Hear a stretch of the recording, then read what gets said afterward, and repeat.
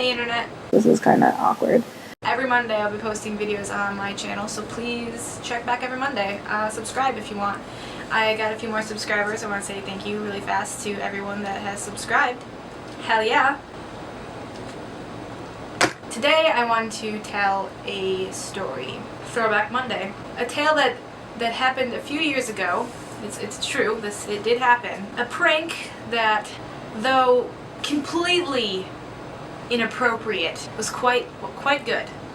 I don't recommend doing this to your friends or anyone for that matter. I don't recommend pranking somebody in this manner. There are a lot of people involved in this prank, so I will be using one-letter initials to represent all of the people to just, protect their privacy.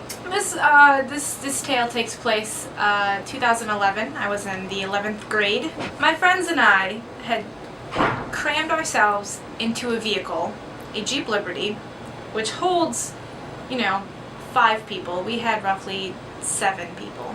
I'm going to quickly name off all of the people that were involved. I have their initials written. You can't see that. I have all their initials written down. There's J, S, E, K, N, and R. So we have this park in my hometown that is like, it's behind an elementary school. I believe it was like one of the warmer months, probably in September-ish, beginning of the school year. We're at this park that's connected to an elementary school. We parked there, and my friends and I like to walk. We love walking around. We went to our usual hangout to walk. There were 7 of us, as I mentioned, and myself and 2 others didn't really feel like walking, so we decided to stay in the vehicle. Those 2 people would be S and E. So the ones that were on a walk were J, K, N, and R. So we're sitting in the vehicle and we're just chatting, S, E, and myself. And I don't even know how much time went by, And it was dark, it was nighttime. Roughly between the hours of 8:30 p.m. and 10:15 p.m. I'm sitting. Okay, you have to picture a Jeep Liberty. This is difficult because every vehicle sits roughly 5 people. I was sitting in the driver's seat. S, I believe, was in the shotgun, the passenger seat, and E was in the back seat. We're sitting there and we're like, where the hell are they? And the way I'm sitting is kind of like my back is to the window, and I'm like looking at S, and E's in the back, and somebody has a bag of chips. I think it's S. S has a bag of potato chips. We're just chilling, talking, and all of a sudden I hear the we're in a locked vehicle, alright? And I don't know if this is like this for every car, but when it unlocks, the headlights start to flicker, and you can hear the lights flickering. And it starts rapidly unlocking. What?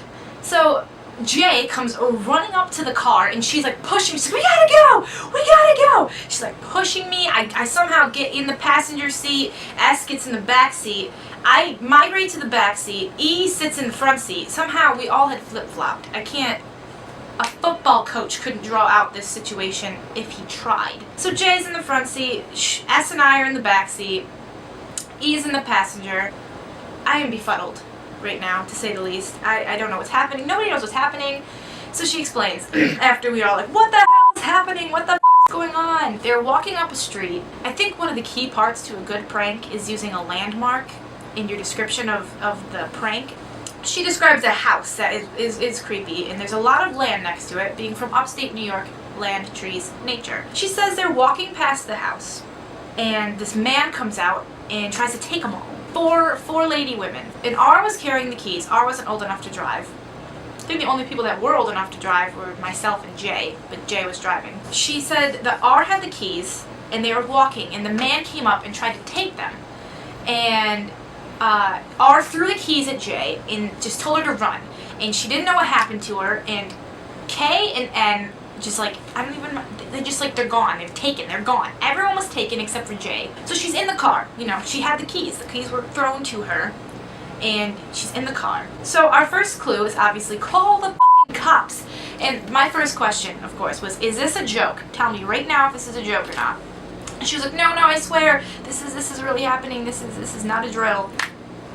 E is calling K. I'm calling N. S does not have a phone. She would have been calling the cops. I didn't call the cops. I'd just like to say at this point, I did not call the police because somewhere in my person, I thought this was a prank.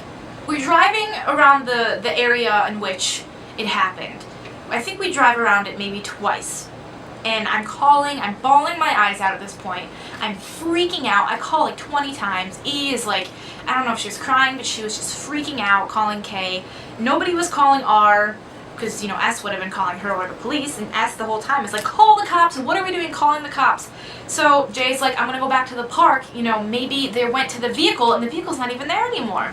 Duh. Okay, first of all, in a realistic situation, if you had been kidnapped, kidnapping is a serious crime. Don't make this a prank. If you have been kidnapped, would you go back to where you came from and look for your vehicle, or would you just get out of Dodge and call the cops? That's a tough question. I personally probably would have went back while calling the cops. I guess that can be option C. So we go back, and we're sitting in the car, all a little scared to get out, because whatever, we have the headlights on, and we're like looking, and like, park isn't connected to the elementary school. It's like the elementary school is like half a mile up a hill, and then there's like the playground down here at the bottom. We're sitting there, and there's like a shed. There's like a shed area, and I think our headlights were kind of like facing it. We kind of pulled in at an angle. It's a small parking lot. It's all that, you know, it's one of those rock parking lots, not safe for kids, yet right next to an elementary school playground. I don't know. E, being in the passenger seat, sees something move behind the shed. It could A, be a murderer, B, be the kidnapper, or C, be one of our dumbass friends. I'm gonna go with option 3 and say it's one of our dumbass friends, because it was. E gets out of the car and books it, and aren't the 3 assholes behind the shed. Are you kidding me? Seriously? Seriously? Seriously? I had like a bum foot. I couldn't run to kill, but I was out for blood. I accidentally punched Jay somewhere in her, between clavicle and forehead area. I want to say it was like a neck jaw punch. It was an accident. It was more, well, it was an accident. I didn't mean to cause physical harm, but I meant to, you know, take a swing. Because what the fuck? I was so mad. I went to go chase N. I couldn't. Bum foot, you know, bum leg, whatever. Yeah. So they were lying, of course. I mean, if you look back, think about it like this. My friends, being the assholes that they are, faked a kidnapping. The time span with all of this was probably like 20 minutes. Including the walk that they took, probably about an hour. This took a little while.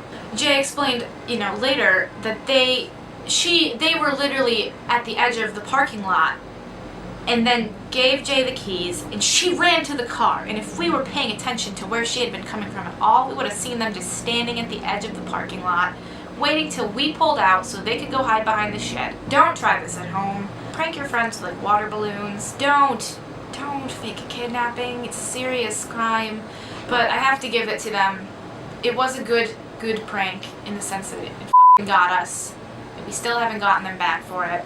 I doubt we ever will. That's my tale for today. Please like, comment, and subscribe. Peace out. I'd just like to note that I'm in my dorm now. This is my dorm room.